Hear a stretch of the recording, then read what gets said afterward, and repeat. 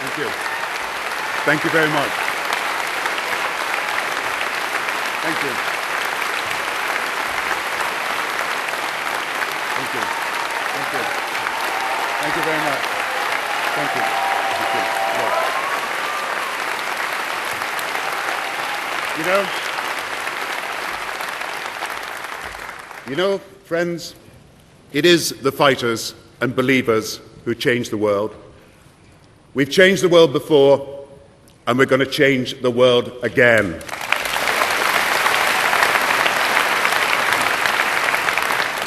And you know, our country faces the biggest choice for a generation. So we need to fight. Not bow out, not walk away, not give in, not give up, but fight. Fight to win for Britain.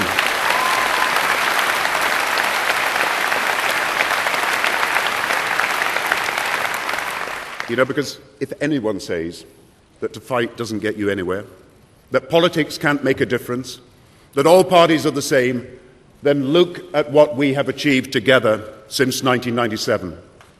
The winter fuel allowance, the shortest waiting times in history, crime down by a third, the creation of Sure Start, the cancer guarantee, record results in schools, more students than ever, the Disability Discrimination Act, devolution, civil partnerships, peace in Northern Ireland, the social chapter, 500,000 children out of poverty, maternity pay, paternity leave, child benefit at record levels, the minimum wage, the ban on cluster bombs, the cancelling of debt, the trebling of aid, the first ever Climate Change Act.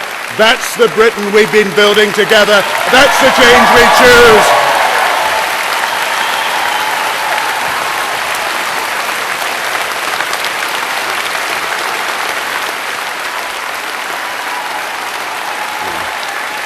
Great for you.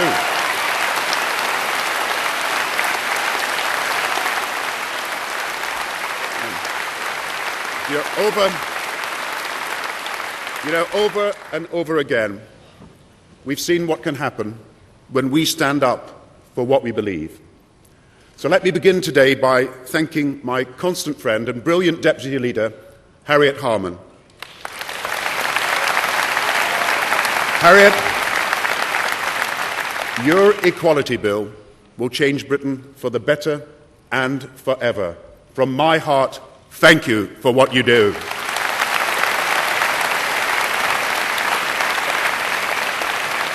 And we will back you in the second task you've taken on, to ensure there is no place for the British National Party in the democratic politics of our country.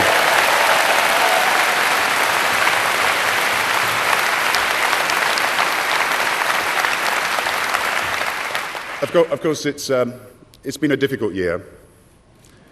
I know from my own experience how tough it is to be Chancellor. Alistair, you are doing an absolutely brilliant job.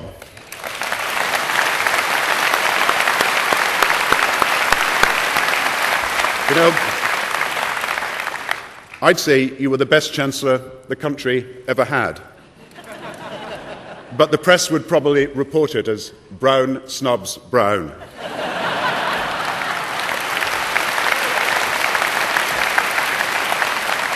You know, I'm just back from America, and people have been asking me, what's happening to the special relationship? And I say, Peter Mandelson and I are getting on just fine.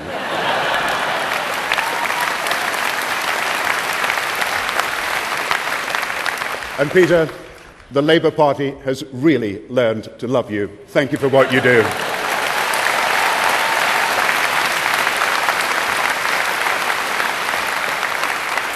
And so today, in the midst of events that are transforming our world, we meet united and determined to fight for the future. You know, our country confronts the biggest choice for a generation. Yeah, it's a choice between two parties, but more importantly, it's a choice between two directions for our country. In the last 18 months, we've had to confront the biggest economic choices the world has faced since the 1930s. Just remember, it was only a year ago that the world was looking over a precipice and Britain was in danger. And I knew that unless I acted decisively and immediately, the recession could descend into a Great Depression with millions of people's jobs, homes and savings at risk. And times of great challenge mean choices of great consequence. So let me share with you a little about the choices we are making. The first choice was whether to let markets be left to themselves, to sort out the crisis on their own, or whether governments had to act. And our choice was clear. We nationalised Northern Rock, we took shares in British banks, and as a result, not one British saver has lost a single penny.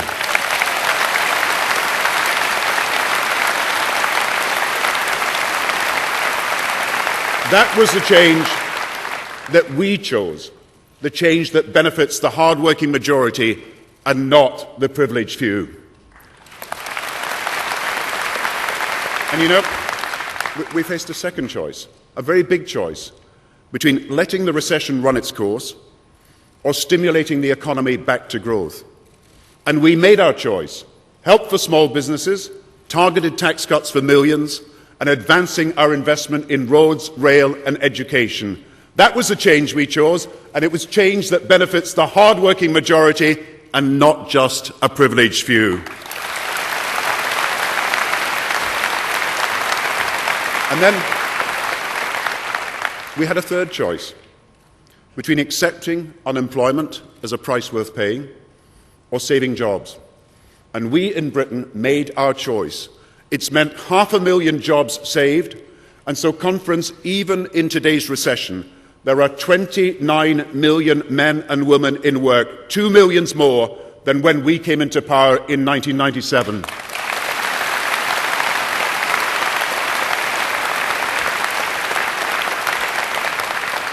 And then we faced another big choice, the homeowner's choice, the mortgage choice, to do nothing as repossessions rose, or save the family homes that people have worked so hard to buy. 200,000 homeowners have been given direct government support to stay in their home. Now that was the change we chose, change that benefits the mainstream majority and not just a few. And then we faced another choice between going our own way or acting with other countries. And everybody knows the choice we made. We picked internationalism over isolationism, leading the G20 to a global deal that I can tell you will save 15 million jobs. Now, every government across the world made this choice to act. Every government across the G20 made the choice to act. Every government across Europe made the choice to act. Every major political party across the world chose to act. Only one party thought it was best to do nothing. Only one party with pretensions to government made the wrong choice: the Conservative Party of Britain. And they made the wrong choice on Northern Rock, the wrong choice on jobs and spending, the wrong choice on mortgage support, the wrong choice on working with Europe. The only thing about their policy that is consistent is that they are consistently wrong all the time.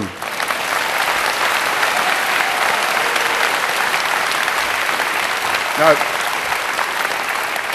the opposition might think that the test of a party is the quality of its marketing.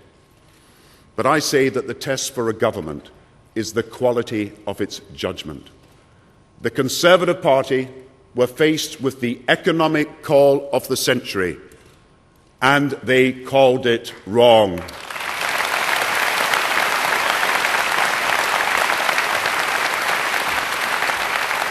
And you know, I say that a party that makes the wrong choices on the most critical decisions it would have faced in government should not be given the chance to be in government at all.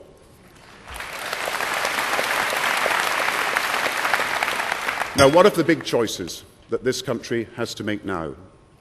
To help young people into work, or to see, like the 1980s, a wasted generation? And I'll tell you the choice. We're making it. to reject every piece of Conservative advice. Instead, we will ensure school leavers get training, guarantee that young unemployed get work experience, expand university places, and increase, not cut, the apprenticeships we need.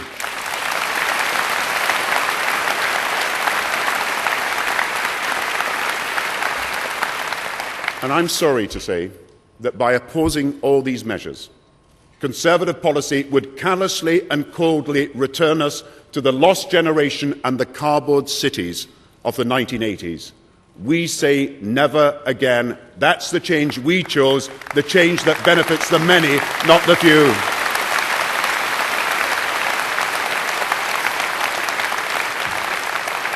And every day we're facing the business choice to support our companies, from car manufacturers to the self-employed, or simply let great British businesses go to the wall. And we are making our choice. Labour believes in the businesses and enterprise of Britain.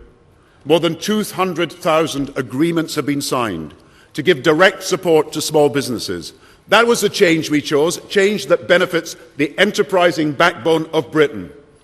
And in opening up planning, in improving transport, in opting for nuclear energy, it is Labour that is the party of British business and British enterprise, and the Conservative Party has a policy simply to walk away.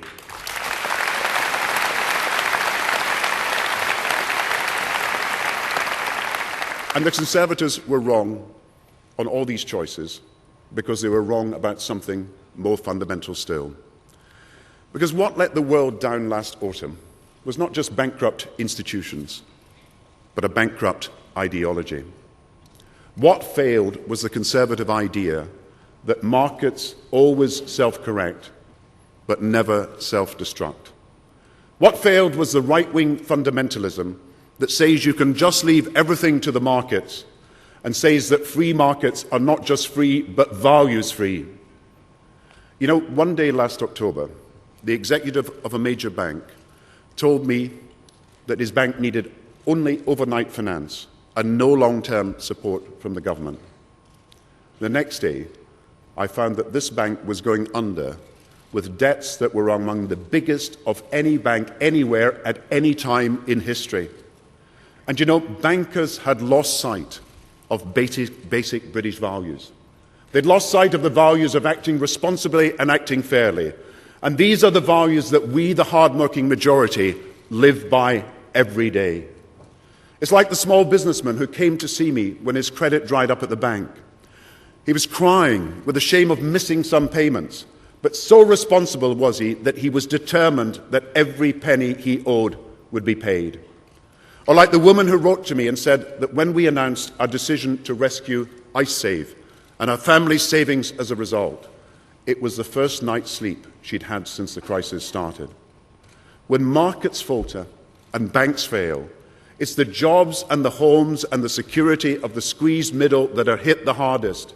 It's the hard-pressed, hard-working majority, the person with a trade, the small business owner, the self-employed. It's the classroom assistant, the worker in the shop, the builder on this site. It's the millions of people who do their best and their bit, and in return simply want their families to get on and not just get by.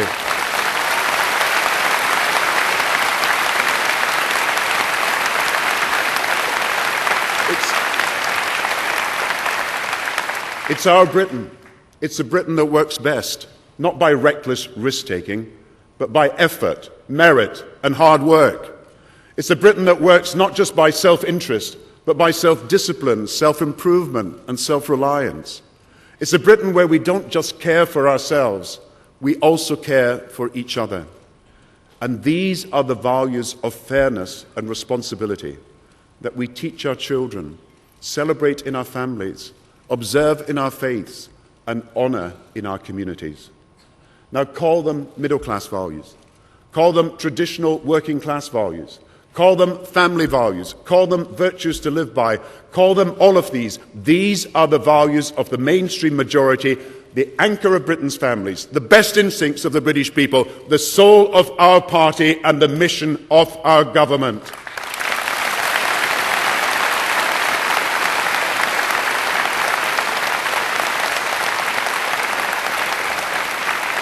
And I say this I say this too.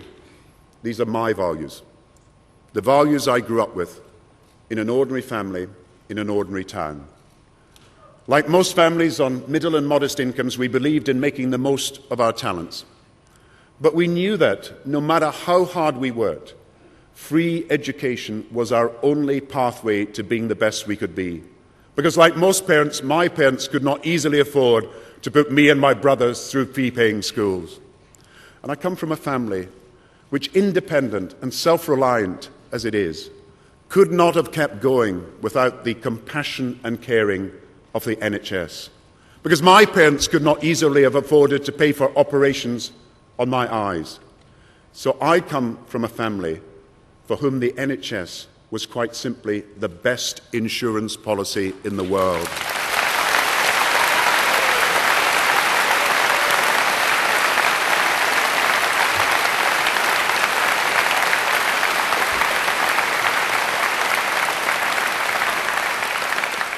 And let us say clearly, for us, the NHS has not been a 60-year-long mistake. It has been a 60-year-long liberation.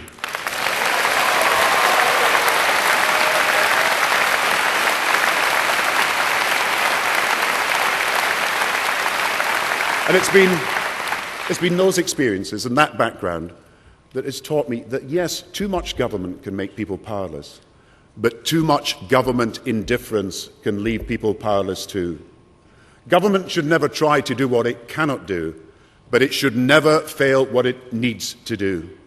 And in a crisis, what the British people want to know is that their government will not pass by on the other side, but their government will be on their side.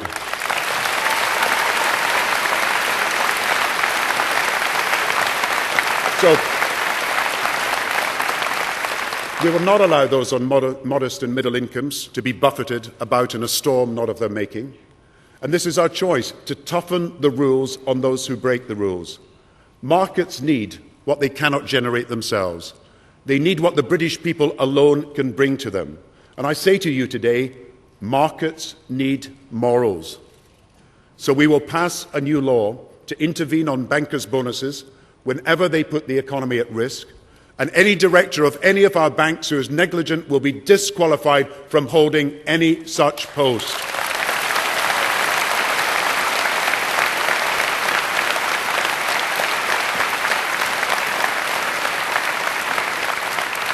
Some people believe that the public will end up subsidizing the bankers' mistakes. And so I tell you about our aims for the rescue of banks. The British people will not pay for the banks. No, the banks will pay back the British people.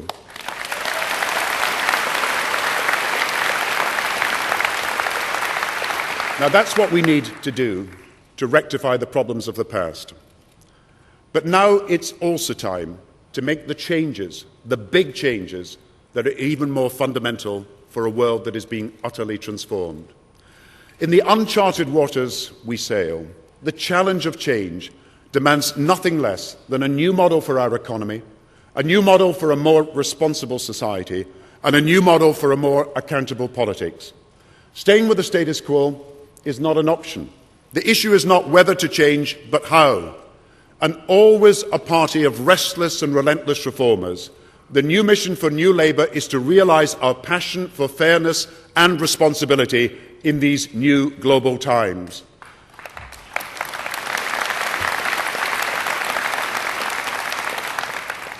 And as we rise to this challenge of change, so this coming election will not be a contest for a fourth-term Labour government. It will be for the first Labour government of this new global age.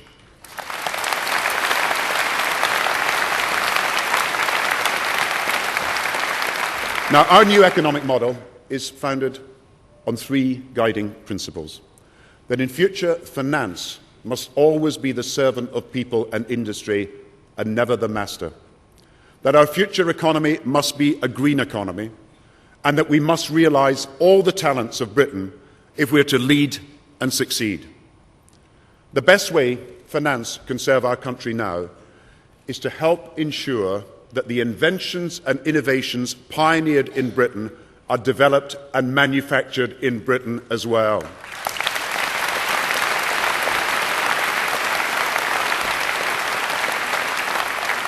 So I tell you today, we will create a new national investment corporation to provide finance for growing manufacturing and other businesses.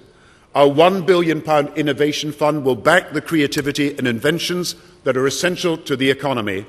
And I want the Post Office to play a much bigger role bringing banking services back to the heart of people's communities.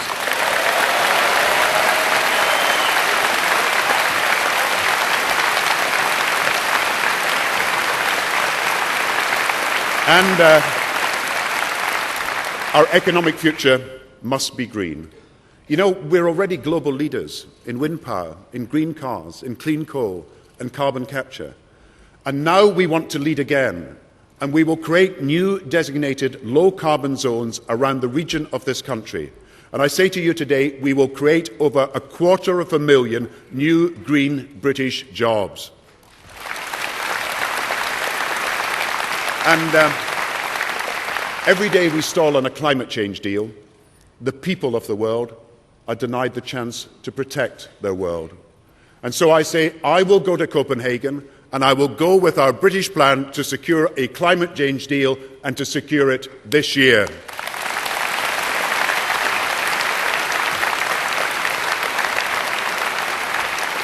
And the new model for education in the 21st century. The biggest step we can take into the future is to unlock the talents of all young people. Let the new economy be one where social mobility is not held back. And in this new economy, there must be no cap on aspiration, no ceiling on opportunity, no limit on where your talents can take you. And so I can tell you that in the next 5 years, we cannot and will not cut support to our schools. We will not invest less, but will invest more.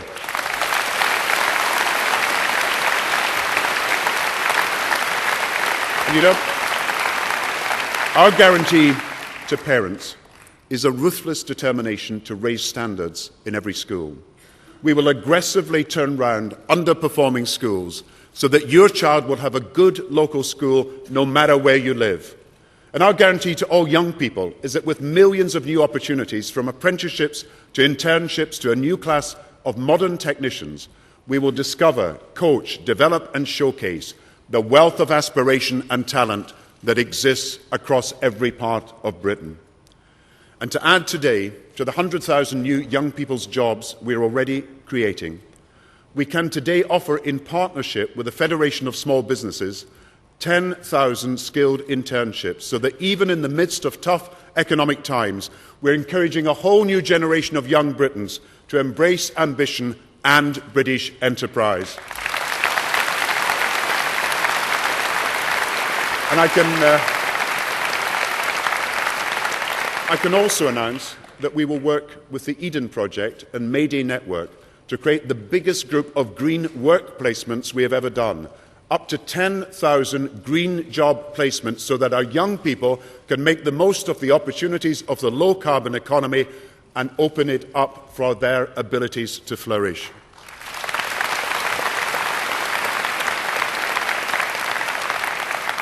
And friends, let me talk bluntly. To pay for our schools, our hospitals, our police, and the changes we want to make, we have to make choices about tax and public spending. Let no one be in any doubt. As a result of Labour's economic management, Britain started this recession with the second lowest debt of any G7 economy. And just as we've always taken the hard and tough decisions on stability in the past, we will continue to apply the same rigour to our decisions in the future.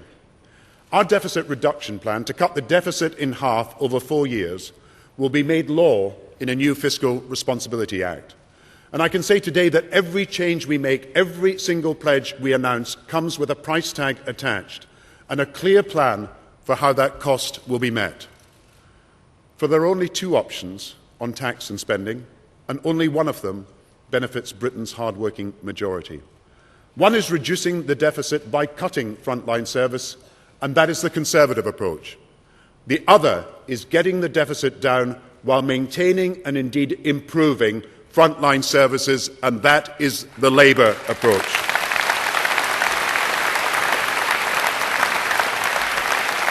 So,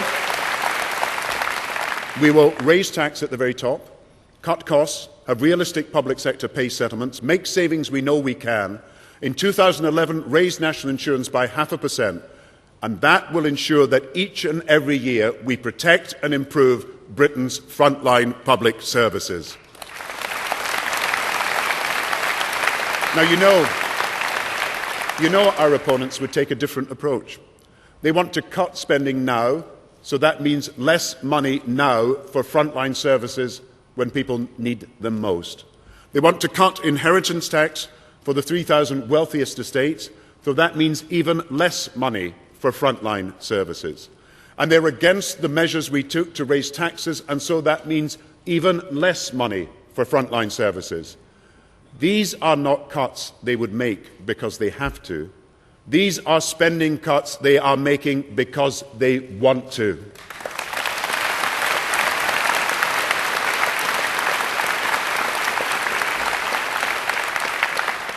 It's not inevitable. It's the change they choose. And when people say, faced with the constraints of the recession, can you make progress towards a fairer and more responsible Britain? Let us tell them we did, we can, and we will.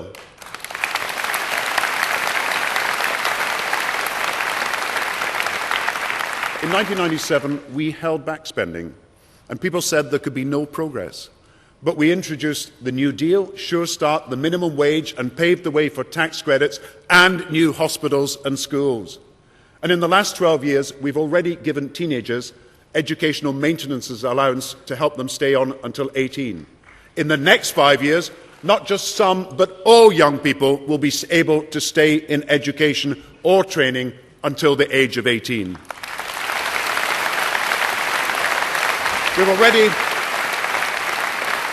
We've already ensured that 3/4 of our GP practices are open out of hours. And in the next 5 years, we will ensure that every patient has the right to see a GP in the evening or at the weekend.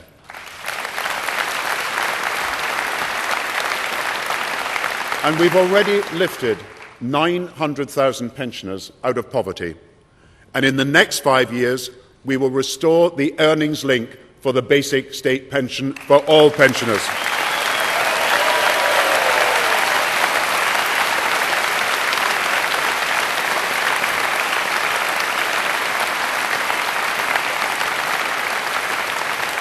And in the last 12 years, we created the first legal national minimum wage. And in every year of the next 5 years, I say to you, we will increase the minimum wage.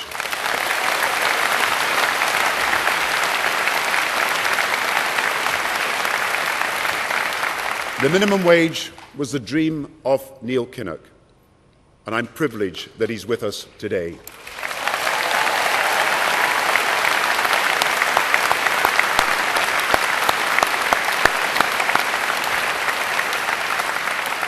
It was the dream, too, of John Smith, whom we remember today.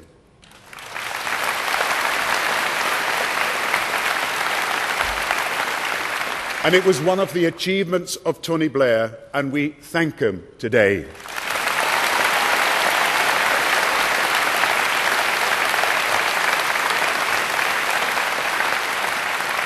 And when the minimum wage rises this month, it will be 60% higher than when it started. And I can say today that not just the minimum wage, but child benefit and child tax credits for families will continue to rise every year with Labour.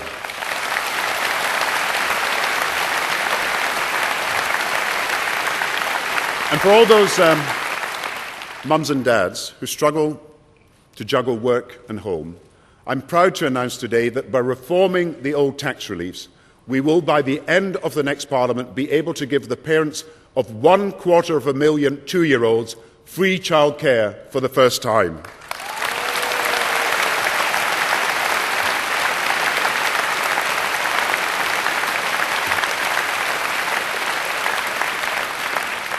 But I do think it's time to address a problem that for too long has gone unspoken: the number of children having children. It cannot be right for a girl of 16 to get pregnant, be given the keys to a council flat, and then be left on her own. From now on, all 16 and 70-year-old parents who get support from the taxpayer will be placed in a network of supervised homes. These shared homes will offer not just a roof over their heads, but a new start in life where they learn responsibility and how to raise their children properly. That's better for them, better for their babies, and better for us all in the long run.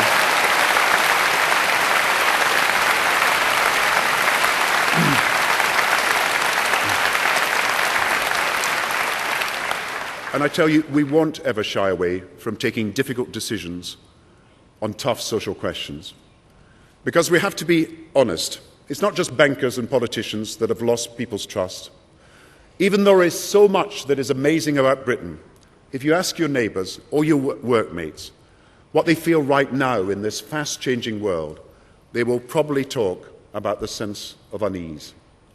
The decent, hard-working majority feel the odds are stacked in favour of a minority, who will talk about their rights but never accept the responsibilities. And in this faster-changing, mobile world of communities where family breakdown is more common, where children are at risk, even on the internet, where elderly people are too often isolated in their communities, the new society we're creating must be explicit about the boundaries between what's right and what's wrong, and explicit too about the new responsibilities we demand of people in return for the rights they have. And I, like you, stand with the people who are sick and tired of others playing by different rules or by no rules at all.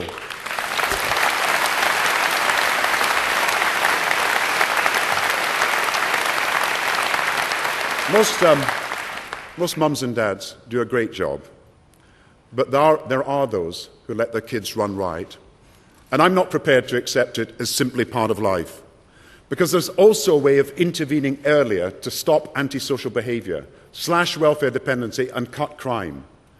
Family intervention projects are a tough love, no-nonsense approach. Help for those who want to change, proper penalties for those who don't or won't. And I first saw this tough approach at work in Dundee, where a young single mother who got into trouble with drugs was at risk of her kids being taken into care, but within months she was going to college to get a decent job to look after the children she loved. Family intervention projects work. They change lives. They make our communities safer. They crack down on those who are going off the rails. And starting now and right across the next Parliament, every one of the 50,000 most chaotic families will be part of a family intervention project with clear rules and clear punishments if they don't stick to them.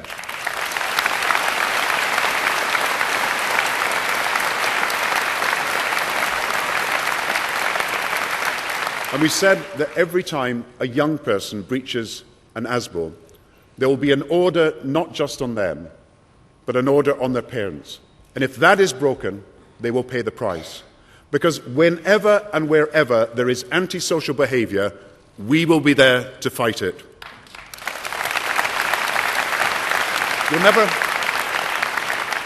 We'll never allow teenage tearaways or anybody else to turn our town centres into no-go areas at night times. No one has yet cracked the whole problem of a youth drinking culture. We thought that extended hours would make our city centres easier to police, and in many areas it has. But it's not working in some places, and so we will give local authorities the power to ban 24-hour drinking throughout a community in the interest of local people.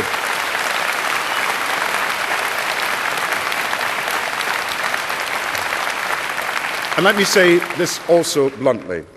When someone is found guilty of a serious crime caused by drinking, the drink banning order, which is available to the courts, should be imposed. And where there is persistent trouble from binge drinking, we will give local people the right to make pubs and clubs pay for cleaning up their neighbourhoods and making it safe.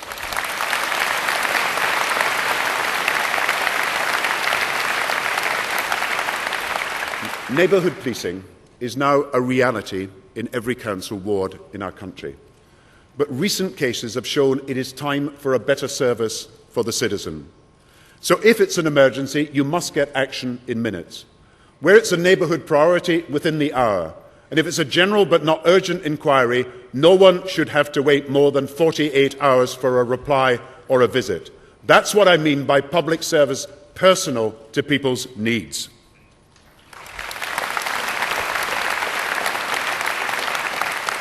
And I can tell the British people that between now and Christmas, neighbourhood policing will focus in a more direct and intensive way on antisocial behaviour. Action squads will crack down in problem estates and crack down in the public spaces you want safe, and they will hold monthly beat meetings to consult you directly on your priorities for action. This is a new and more mobile world, and so we have to step up the protection of our borders against terrorism and illegal immigration. And it means we must take a tough approach to who gets to come to our country and who gets to stay.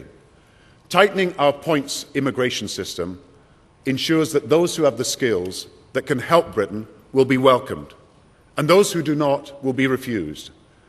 And the ID card for foreign nationals is now working. But in the last 2 years, we have looked again at how we can give the best security to our British citizens whilst never undermining their liberties. We will reduce the information British citizens have to give for the new biometric passport to no more than that required for today's passport. And so, Conference, I can say also to you today, in the next Parliament, there will be no compulsory ID cards for British citizens.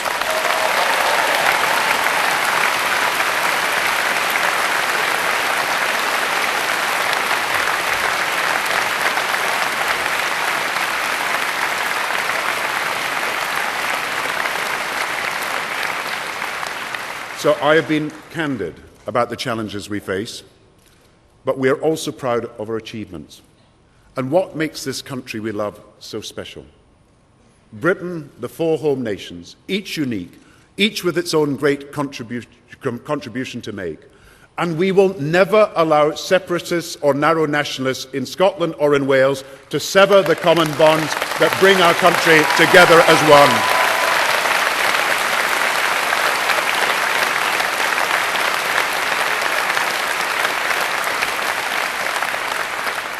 And let me say to the people of Northern Ireland, we will give you every support to complete the last and yet unfinished stage of the peace process, which Tony Blair, to his great credit, started and which I want to see complete. The devolution of policing and justice to the people of Northern Ireland.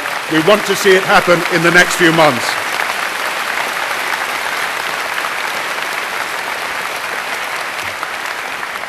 I want a Britain that is even more open to new ideas, even more creative, even more dynamic, leading the world.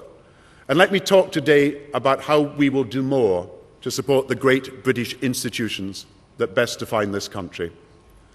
The first is the one I spoke about in detail on Sunday, when I talked about the mission of our brave men and women in Afghanistan.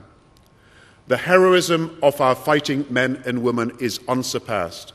We owe them a debt we can never fully repay, and let us, on behalf of the British people, pay tribute to them and to their courage today.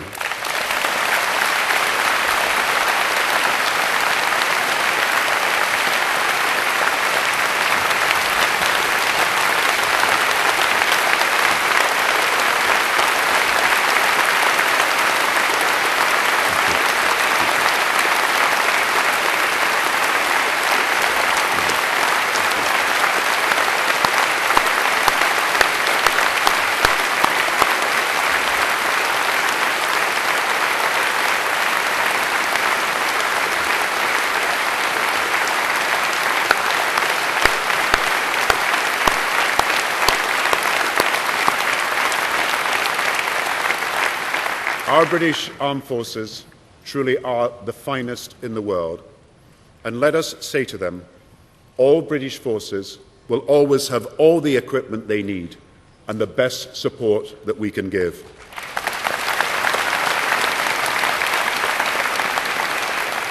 And let me say to Conference that Britain will work with President Obama and with 40 other countries to achieve peace and stability for the people of Afghanistan and to make sure that terrorism doesn't come to the streets of Britain again.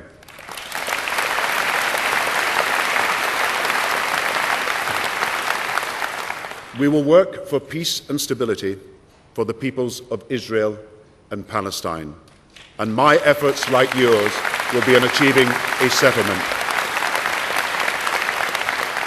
And we will work to end nuclear proliferation. And as I said last week, when I talked of the contribution that Britain can make, we will work as partners to end the world's nuclear arms race.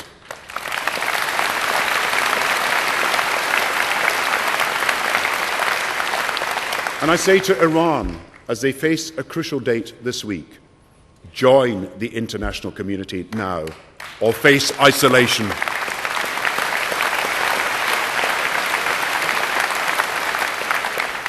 And let me say, what was once an aspiration, that we might spend 0.7% of our national income on international development aid, has become, with the Labour government, a promise, and it will in future become a law.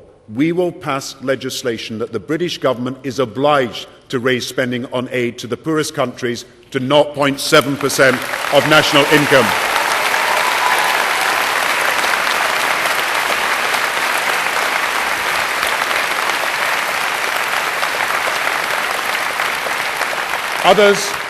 Others may break their promises to the poorest of the world. With Labour, Britain never will.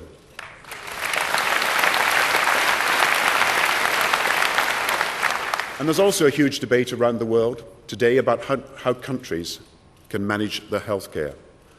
And countries from every continent look to our NHS for inspiration. And this summer, didn't we show them? We love the NHS.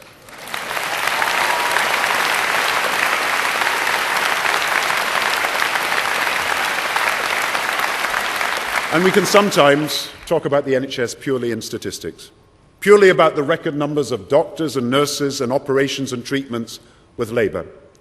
But it isn't just about the figures. It's about the individuals who get help. I got a letter from Diane, a mother from Rugby. She wrote to me saying that her life had been saved because the NHS used its extra investment to reduce the age for breast cancer screening.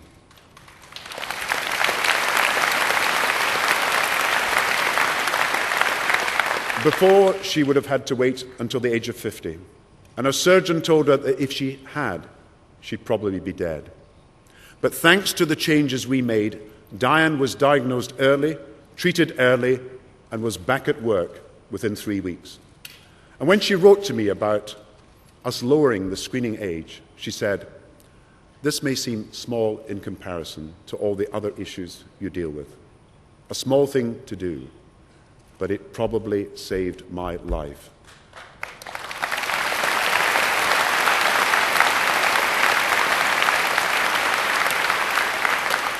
And so I say to you today, Labour fought for the NHS. You fought to save and invest in the NHS, and because you did, you are saving lives every day. You should be very, very proud of what you've achieved.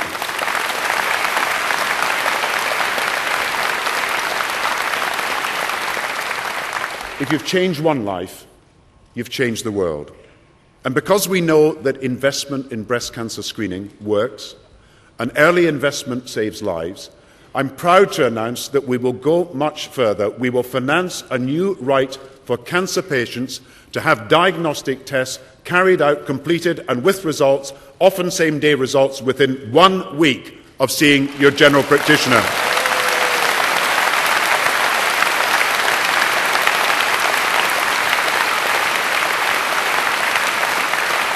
That is our early diagnosis guarantee. It builds on our current guarantee of only a 2 weeks wait to see a specialist. And so with 3 major steps forward, early diagnosis, early treatment, our historic investment in research for cancer cures, we in Britain can transform cancer care, and our ambition is no less than to beat cancer in this generation.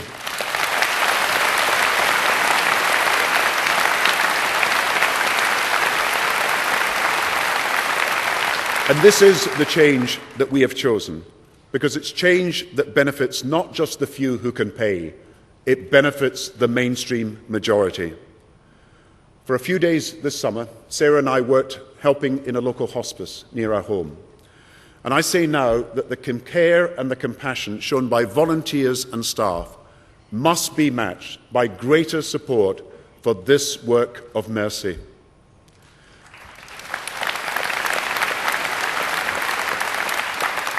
And in our times, there is a new challenge that no generation has really had to face before.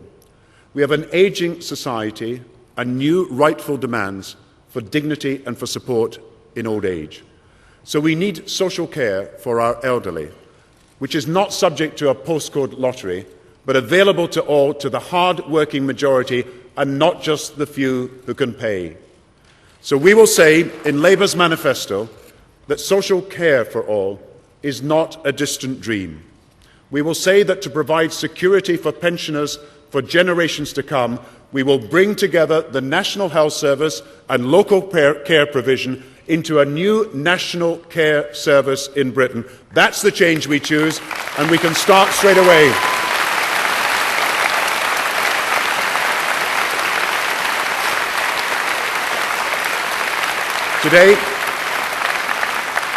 Today, more and more people see their parents and grandparents suffering from conditions like Alzheimer's and dementia, and they see their dignity diminish. And for too many families, the challenge of coping with the heartbreak is made worse by the costs of getting support. The people who face the greatest burden are too often those on middle incomes who have savings which will last a year or two, but then they'll see their savings slip away. And the best starting point for our national care service is therefore to help the elderly to get the amenities to do what they want most to do, to receive care and to stay in their own homes as long as possible.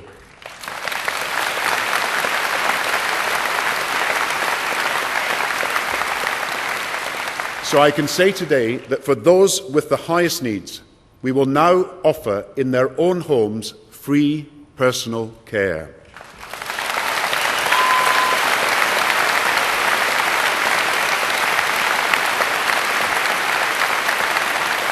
It's a change, you know, that makes saving worthwhile, makes every family in this country more secure, and is a much-needed reassurance for the elderly and the children. This is the change that we choose, change that will benefit not just the few who can afford to pay, but the mainstream majority who can't. That's what we'll do.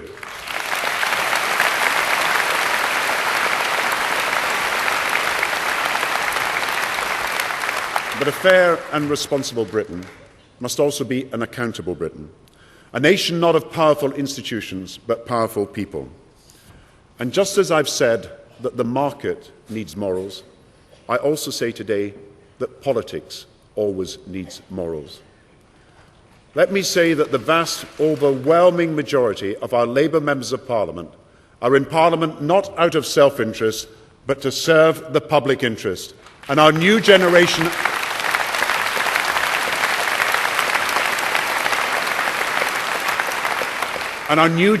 of parliamentary candidates want to join them, not to make a personal gain, but to make a difference for their communities.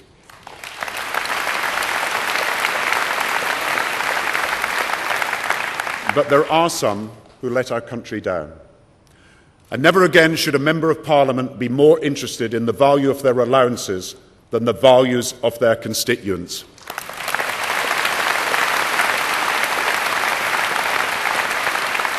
And never again should it be said of any Member of Parliament that they are in it for what they can get. All of us should be in Parliament for what we can give.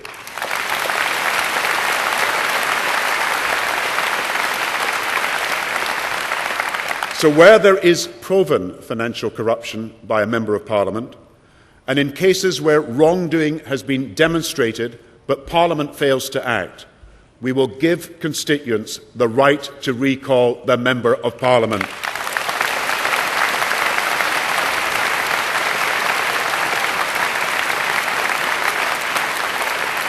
And if we want a politics that is more open, more plural, more local, more democratic, then we will need also to make big changes, because the only way to secure and ensure that politics serves the people's values is to make all those who wield political power genuinely accountable to the people. There is now a stronger case than ever that MPs should be elected with the support of more than half of their voters, as they would be under the alternative voting system.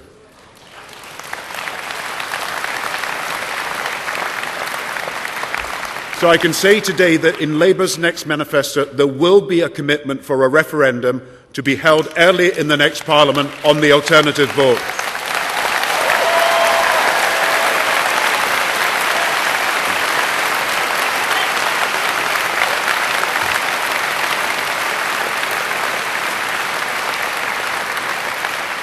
And in this next year, we will abolish the hereditary principle in the House of Lords once and for all.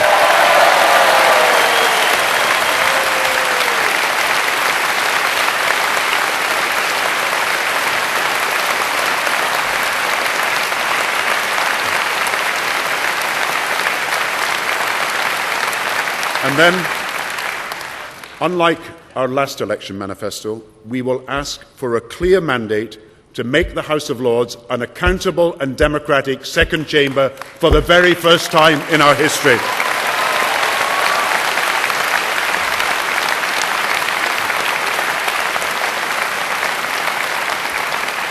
Now, I've been honest with you about where we've got it right and where we've fallen short.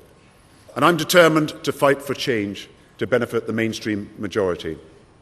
All that we have talked about today would simply not happen if the Conservatives were in power. The Conservative Party want people to believe that the ballot paper has an option marked change without consequence, that it's only a change of the team at the top. They've deliberately held their cards close to their chest. They've done their best to conceal their policies and their instincts, but the financial crisis forced them to show their hand, and they showed they had no hearts.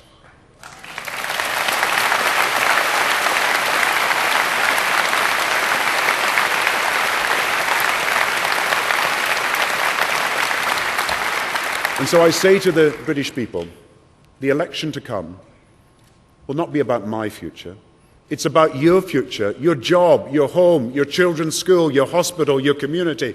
It's about the future of your country.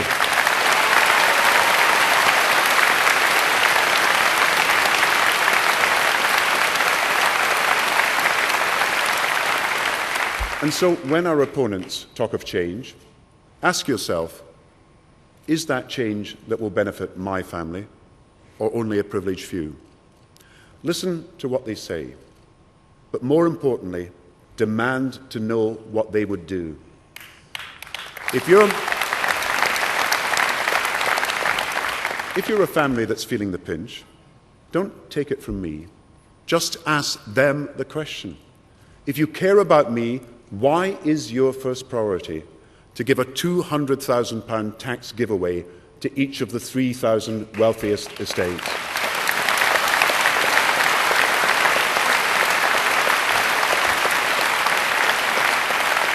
If you're one of the millions of Britons who loves our NHS, don't take it from me, just ask them the question.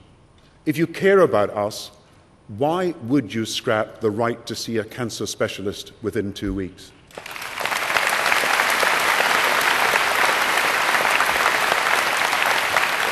And if you're worried about crime, don't take it from me, just ask them the question.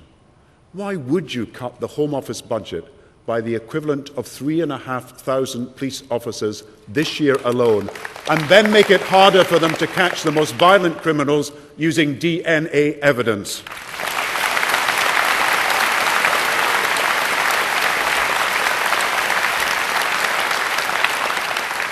And if you care about a proud Britain, don't take it from me, just ask them the question. Why would you put this country's prosperity and power at risk by placing Britain at the fringes of Europe rather than at its heart?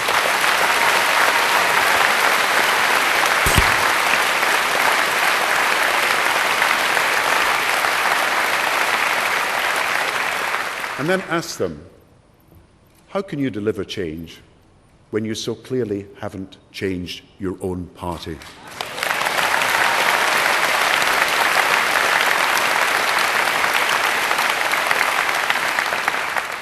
Because there is a difference between the two parties.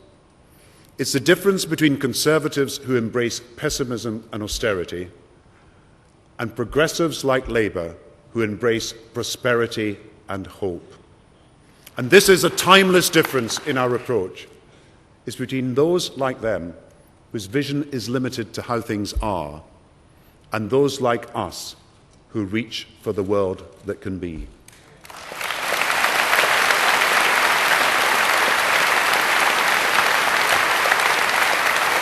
And isn't this the story of Britain at its best, and the Labour Party at its best? That we are people who strive for and achieve great changes, even when others say it is impossible. They said a free national health service was impossible. Then they argued it was unworkable. Then they said it was unaffordable. But in the last 12 years, we have rebuilt it, and it is now, quite simply, for the British people, irreplaceable.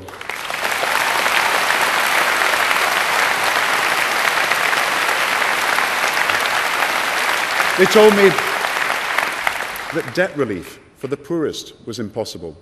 But we refused to give in, and now, thanks to debt relief and aid, 40 million more children across the world today are going to school.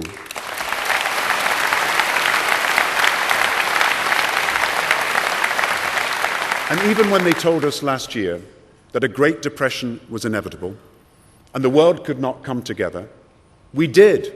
And even when others said it was beyond our reach, the world came together.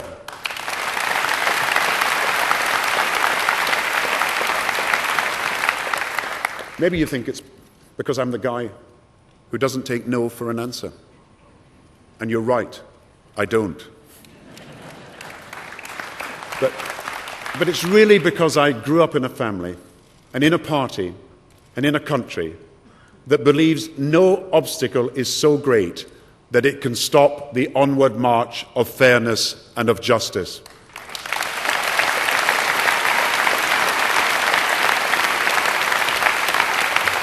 And so I urge you, as the poet said, dream not small dreams, because they cannot change the world. Dream big dreams, and then watch our country soar.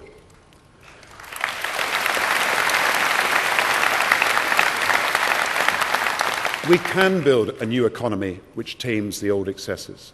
We can meet and master the challenges of an ageing society with a national care service. We can, in this generation, be the first to beat cancer. We can transform our politics. We can do all these things and more if we think big and then fight hard.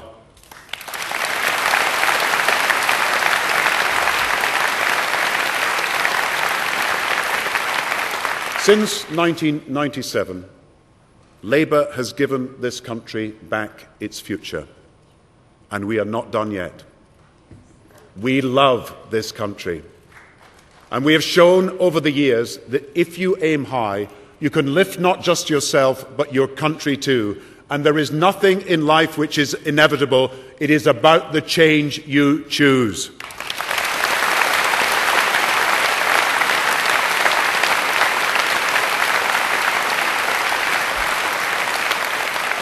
And so I say to you now, never stop believing in the good sense of the British people.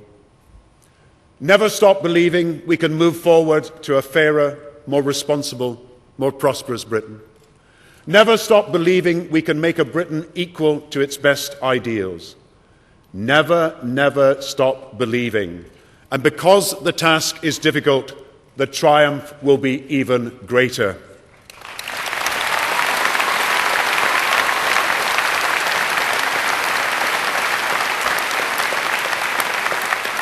Now is not the time to give in, but to reach inside ourselves for the strength of our convictions, because we are the Labour Party, and our guiding duty is to stand, to fight, to win, and to serve.